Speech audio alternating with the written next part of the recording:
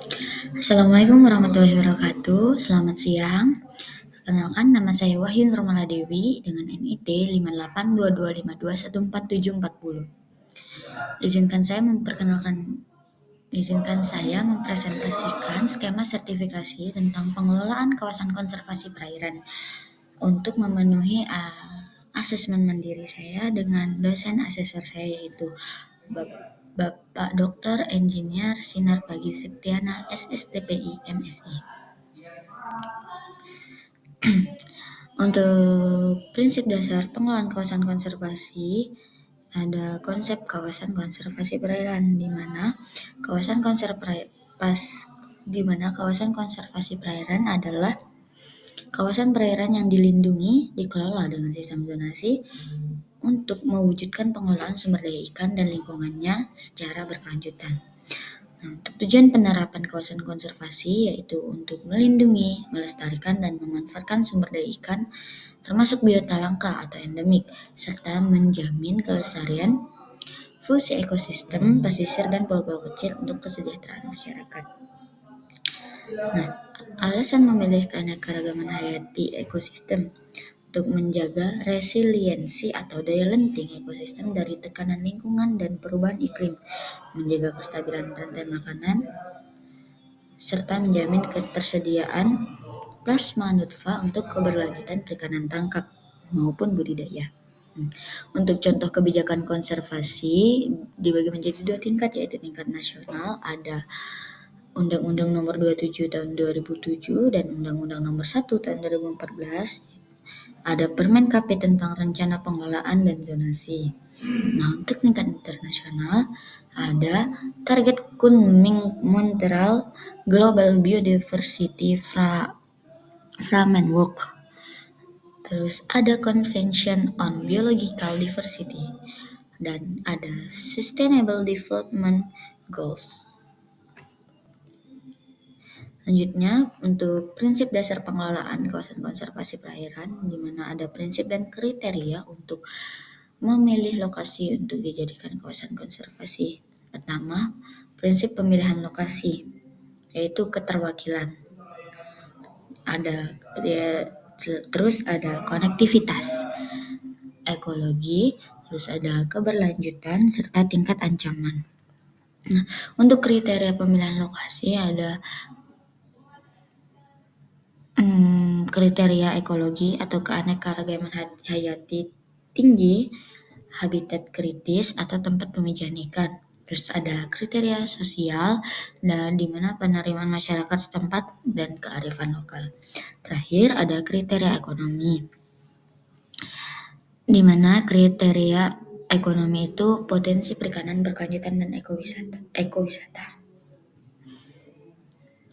Untuk pendekatan umum yang diterapkan dalam mengelola kawasan konservasi perairan ada 4, yaitu pembatasan kegiatan manusia dan pengelolaan terpadu, di mana mengatur zonasi untuk membatasi akses manusia pada zona tertentu, seperti zona inti, dan mengintegrasikan kebijakan pembangunan darat dengan tata ruang laut agar tidak terjadi tumpang tindih kepentingan. Terus ada pendekatan partisipasif, melibatkan masyarakat lokal sejak tahap perencanaan awal atau pemetaan partisipasif agar regulasi adat dan atau lokal dapat diadopsi sehingga menumbuhkan rasa kepemilikan. Ketiga, ada pendekatan manajemen atau pengelolaan bersama, di mana pembagian tanggung jawab dan wewenang yang jelas antara pemerintah sebagai pemegang regulasi dengan kelompok masyarakat adat atau lokal sebagai pengawas lapangan. Terus terakhir ada pendekatan jejaring atau network, yang mana menghubungkan beberapa KKP secara ekologis, misalnya melalui koridor migrasi larva atau nekton, guna meningkatkan efektivitas perlindungan spesies dalam skala ruang yang lebih luas. Selanjutnya ada proses dan interaksi penting pada ekosistem pesisir dan laut. Yang pertama, jenis ekosistem pesisir dan laut. di mana definisi ekosistem adalah kesatuan fungsional antara komunitas biotik dengan lingkungan abiotiknya. Nah, untuk habitat adalah tempat spesifik suatu organisme hidup dan berkembang biak. Populasi, kelompok individu dari spesies yang sama di area dan waktu yang sama. Untuk jenis ekosistem yang umum ditemukan, yang pertama ada jenis ekosistem utama yaitu ada ekosistem mangrove, lamun, terumbu karang, dan ekosistem estuari atau muara sungai. Nah, untuk proses biologi di dalam ekosistem dan populasi di pesisir dan laut. Pertama ada faktor biologis, ketersediaan nutrien, kompetisi antar spesies, predasi, dan rekrutmen larva biota perairan. Yang kedua ada rantai dan jejaring makanan, di mana aliran energi dari produsen primer atau fitoplankton, alga, dan mangrove ke konsumen tingkat atas atau nekton, ikan, atau karnivora lainnya. Nah, stabilitas ekosistem tercapai jika jejaring makanan memiliki keanekaragaman fungsional yang tinggi, sehingga jika satu spesies terganggu, alur energi tidak terputus. Terus ada peran manusia, di mana manusia bertindak sebagai tekanan eksternal utama melalui aktivitas destruktif atau aktivitas yang merusak dan tidak ramah lingkungan atau pencemaran limbah yang dapat memicu degradasi habitat dan kepunahan lokal. Selanjutnya ada perubahan berkala dan perubahan jangka panjang pada ekosistem pesisir, di mana pertama ada pasang surut dan perubahan iklim, di mana pasang surut mempengaruhi zonasi biota intertidal atau makrozobentos. Perubahan iklim memicu peningkatan suhu permukaan laut, menyebabkan coral bleaching dan kenaikan permukaan air laut yang mengancam struktur vegetasi mangrove pesisir. Untuk perubahan musiman dan jangka panjang, di mana perubahan mempengaruhi pola arus, salinitas, dan kelimpahan plankton. Perubahan jangka panjang mencakup pengasaman laut atau ocean acidification yang mengganggu klasifikasi biota bercangkang. Selanjutnya ada keterkaitan antara ekosistem laut dan darat, di mana ada keterkaitan antara ekosistem laut. Hubungan fisika kimia dan biologis yang erat antara terumbu karang, lamun, dan mangrove. Misalnya, lamun menyaring sedimen dari darat sebelum mencapai terumbu karang, sedangkan mangrove menjadi daerah asuhan atau nursery ground bagi larva ikan karang. Terus ada keterkaitan laut dan darat, di mana aliran air tawar dari daerah aliran sungai atau das membawa nutrien dan sedimen ke laut. Kerusakan di hulu misalnya akibat penambangan atau pengundulan hutan akan langsung meningkatkan kekeruhan air dan menurunkan kadar oksigen terlarut atau DO di ekosistem estuari serta laut.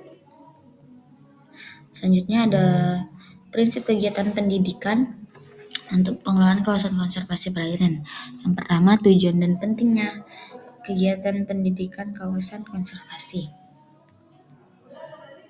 Untuk membangun kesadaran kritis ekologis masyarakat lokal agar mengubah perilaku destruktif atau perilaku yang dapat merusak alam menjadi lebih partisipatif, lebih berperan untuk menjaga alam, serta mentransfer pengetahuan mengenai regulasi zonasi KKP seperti melakukan sosialisasi.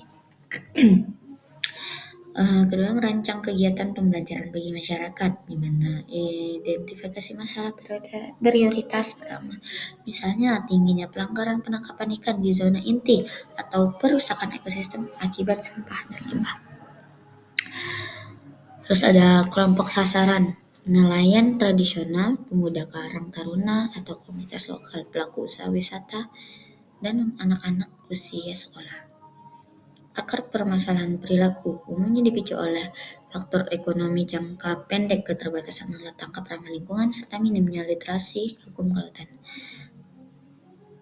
Kebutuhan pembelajaran dan metode, menggunakan metode pendidikan orang dewasa, seperti diskusi kelompok terarah, simulasi kasus, demonstrasi alat tangkap ramah lingkungan, dan praktik lapangan secara langsung. Terus ada media dan rencana kerja. Penyiapan modul ringkas berbasis infografis, video visual atau animasi pendek, serta penyusunan timeline kegiatan belajar berkala, misalnya berbulan. Sehingga mengemas pesan untuk kelompok sasaran, di mana tujuan pembuatan pesan memberikan edukasi persuasif yang mengajak agar masyarakat secara sukarela rela mematuhi tata tertib KKP tanpa merasa dipaksa. Media komunikasi misalnya menggunakan poster infografis fisik di balai desa, plang papan informasi di batas donasi, serta media digital interaktif seperti Instagram, TikTok, Twitter, dan lain-lainnya. Tempat penyampaian seperti ada balai, pertemuan nelayan, aula, atau tempat pelelangan ikan, atau dermaga utama, atau sekolah-sekolah yang ada di pesisir. Nah, selanjutnya ada alasan perlunya hukum diterapkan untuk pengelolaan kawasan konservasi. Pertama, untuk menjamin kepastian hukum. Selanjutnya, memberikan efek jera bagi pelanggar. Terakhir, melindungi hak-hak nelayan lokal tradisional yang mengelola kawasan secara berkelanjutan. Terus memberikan konsekuensi. Anggaran, kerusakan permanen habitat kritis, penurunan stok ikan, dan kegagalan total pencapaian target zonasi KKP. Kelima, kegiatan manusia yang memerlukan tindakan penegakan hukum. Pertama, jenis kegiatan pelanggaran ada penggunaan bom atau cyanida. Kedua, ada penangkapan ikan di zona inti. Selanjutnya ada perusakan mangrove dan konversi ilegal. Terakhir, pembuangan limbah kapal. Nah, untuk hambatan dan cara mengatasinya ada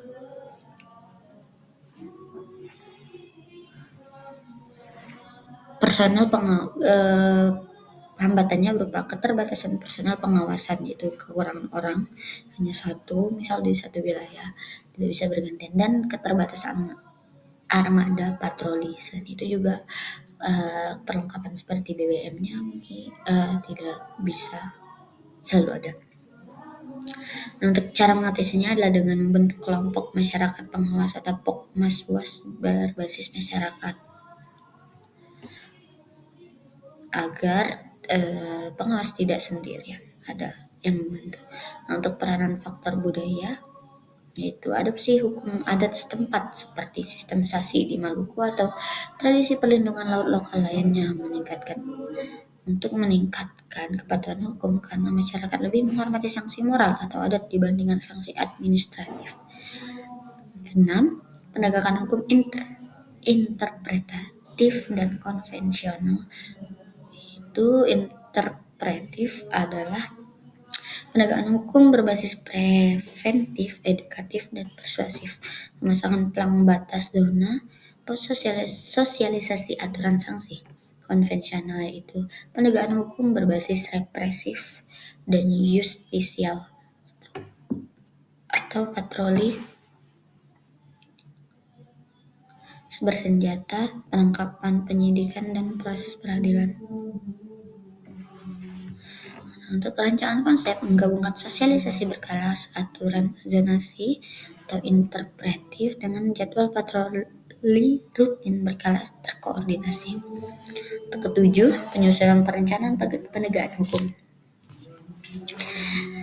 Menempatkan penegakan hukum interpretif di bagian awal sebagai pencegahan dan memperkuat penegakan konvensional jika terjadi pelanggaran berat atau berulang.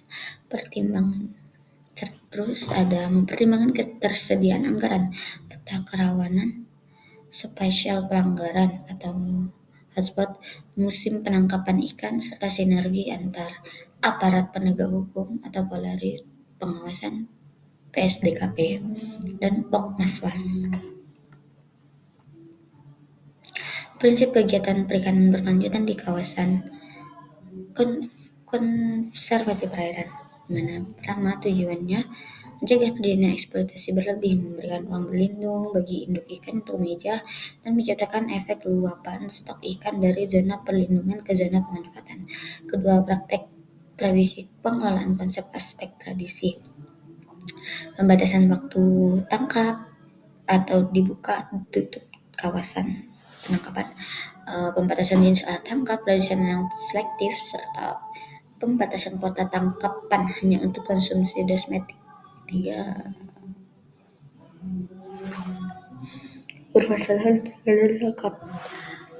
Pelaksanaan pertemuan tangkap. Cara partisipatifnya adalah untuk pelaksanaan pertemuan nelayan secara berkala untuk memetakan tren penurunan hasil tangkapan menggunakan metode participatory rural appraisal. Yang keempat ada krisis global atau overfishing. Regional biological overfishing atau ikan yang tertangkap belum matang dan economic overfishing, biaya operasional melaut lebih tinggi dibanding nilai hasil tangkapan. Bycatch adalah tertangkapnya biodata non-target seperti penyu atau lumba-lumba akibat alat tangkap tidak selektif. Nah, strategi pengelolaan strategi perbaikan teknologi metode alat tangkap dan dampak itu menggunakan jaring troll merusak struktur dasar perairan, sedangkan penggunaan pancing, ular atau hewan memiliki selektivitas tinggi sehingga berdampak minimal terhadap habitat perairan.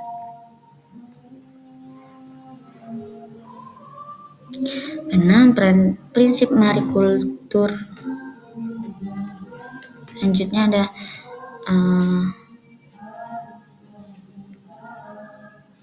strategi pengelolaan perikanan tangkap di kawasan konservasi, di mana dibagi menjadi 3 tujuan, yaitu keberlanjutan ekologi, efisiensi ekonomi, dan keadilan sosial bagi nelayan skala kecil. Pengelolaan perikanan berbasis ekosistem, yaitu konsep pengelolaan perikanan yang menyeimbangkan antara kesejahteraan manusia dengan pelestarian kesehatan ekosistem secara utuh. Terus ada strategi pengelolaan nilai dan ekonomi, mengalihkan area penangkapan nelayan keluar batas KKP. Untuk prinsip marikultur yang bertanggung jawab, pertama, sebagai alternatif bantu pencarian nelayan guna mengurangi tangkapan di alam, masalah yang berpotensi timbul meliputi eutrofikasi akibat sisa pakan, penularan penyakit dari biota budidaya ke populasi liar, serta pembabatan mangrove untuk sarana prasarana. Selanjutnya, prinsip kegiatan pariwisata berkelanjutan di kawasan konservasi. Yang pertama, pengendalian kegiatan kawasan konservasi perairan, mencegah terjadinya kerusakan fisik pada terumbu karang akibat jangkar kapal wisata, serta mencegah timbulnya sampah yang tidak terkelola di pulau-pulau kecil. Yang kedua adalah perbedaan pariwisata konvensional dan pariwisata berkelanjutan. Berbasis mass tourism atau wisata massal memprioritaskan kuantitas jumlah pengunjung. Keuntungan ekonomi berpusat pada investor besar dan cenderung abai terhadap daya dukung lingkungan. Peristiwa berkelanjutannya yaitu berbasis quality tourism seperti wisata minat atau khusus ekowisata. Batasi jumlah pengunjung sesuai daya dukung kawasan, memprioritaskan edukasi konservasi, serta memastikan keuntungan ekonomi mengalir langsung ke masyarakat lokal. Ketiga, ada manfaat dan ancaman pariwisata bagi kawasan konservasi.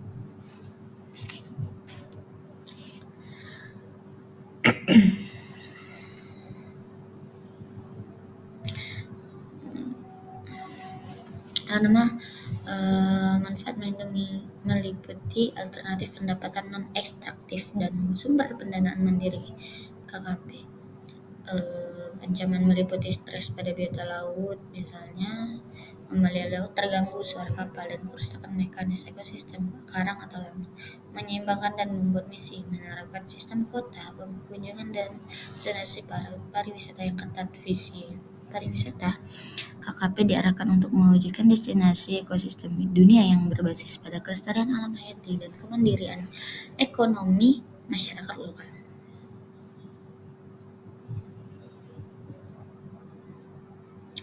4. Ada cara mengelola dampak pengunjung standar pengelolaan. Menerapkan metode limits of acceptable change atau daya dukung lingkungan wisata untuk mengukur batas toleransi perubahan fisik kawasan yang dapat diterima. Terus, pengelolaan adaptif secara berkala, melakukan evaluasi tahunan terhadap kondisi ekosistem perairan. Jika ditemukan indikasi karang patah meningkat, zona pariwisata tersebut ditutup sementara untuk proses pemulihan karang tersebut. Kelima, ada proses sertifikasi hijau pada kegiatan pariwisata di kawasan konservasi perairan. Skema pemberian rekognisi atau penghargaan seperti Green Fins untuk usaha menyelam kepada pelaku industri pariwisata yang menerapkan standar operasi ramah lingkungan seperti larangan membuang jangkar di atas terumbu karang. Melakukan kegiatan selanjutnya, melakukan kegiatan pelaksanaan awal rancangan.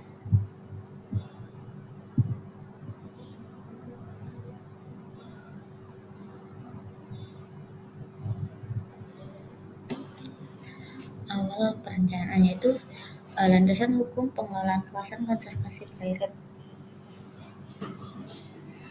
Landasan hukum pengelolaan KKP 3 Undang-Undang terkait Undang-Undang Nomor 31 Tahun 2004, ya Undang-Undang Nomor 45 atau tahun 2009 tentang perikanan,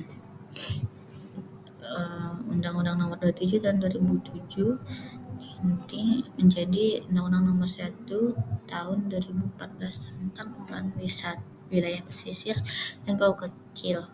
Kedua, peraturan menteri terkait yaitu Permen KP nomor 31 tahun 2020 tentang pengelolaan kawasan konservasi. Jadi ada Permen KP nomor 14 tahun 2021 tentang alur pemanfaatan ruang laut. Kedua, menyiapkan proses perencanaan. Untuk tahap perencanaan, identifikasi awal pengumpulan data atau informasi kawasan, analisis data, daya dukung dan konflik, penyusunan draft rencana pengelolaan dan zonasi, konsultasi publik, pengesahan formal. Untuk jadwal kegiatan disusun dalam bentuk Gantt chart komprehensif yang membuat alokasi waktu untuk survei lapangan biofisik. Ketiga, misi dan visi KKP. Definisi dan cara penyusunannya. Visi adalah gambaran kondisi ideal jangka panjang KKP yang ingin dicapai, sedangkan misi adalah langkah strategis operasional untuk mewujudkan visi tersebut. Untuk 4 adalah rencana pelibatan pemangku kepentingan kawasan konservasi perairan. Mencegah timbulnya konflik pemanfaatan ruang di masa depan, mengakomodasi hak-hak masyarakat hukum adat, serta memastikan akuntabilitas implementasi rencana pengelolaan di lapangan. Selanjutnya ada merumuskan masalah yang ditangani. Pertama ada menentukan jenis sumber daya sasaran prioritas, di mana sumber daya hayati target seperti nekton ekonomis penting yang jenis nekton ekonomis penting, jenis cetacea atau penyu, dan sumber daya ekosistem habitat krisis. Terus untuk urutan prioritas ditentukan menggunakan pembobotan kriteria ekologis dan nilai ketergantungan ekonomi masyarakat perikanan sekitar kawasan. 2. Identifikasi ancaman dan akar masalah. Ancaman adalah segala aktivitas manusia atau fenomena alam yang dapat menurunkan kualitas dan kuantitas sumber daya. Target pemetaan dilakukan secara spasial menggunakan perangkat JIS. Geographic Informasi System untuk menandai koordinat lokasi rawan. Selanjutnya, menyusun strategi pengelolaan. Nah, tujuan akhir atau goal dan tujuan antara atau objektif dan krit, krit.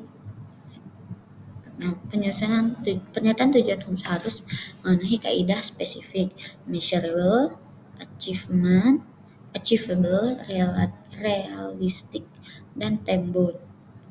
Contoh, aspek capaian biologi meningkatkan kelimpahan biomasa nitrogen target sebesar 20% di zona pemanfaatan dalam jangka waktu 5 tahun.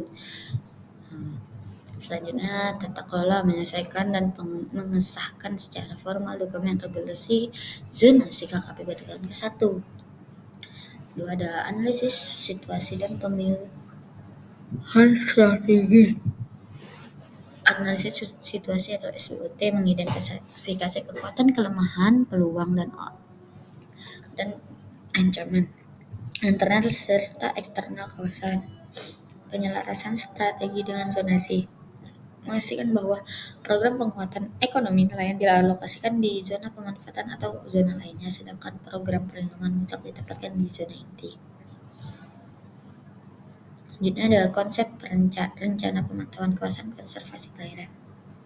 Itu pengelolaan yang efektif, penentuan indikator, konsep perencanaan, pemantauan.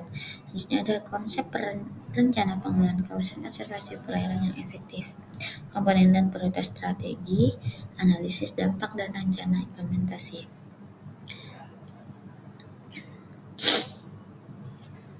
Analisis dampak pada stakeholder mengidentifikasikan potensi hilangnya akses melaut nelayan akibat memperlakukan zona inti. Penyusunan jadwal implementasi, menyusun rencana aksi detail untuk jangka menengah, serta rencana operasional tahunan yang memuat. Sekian dari saya presentasinya. Terima kasih. Wassalamualaikum warahmatullahi wabarakatuh.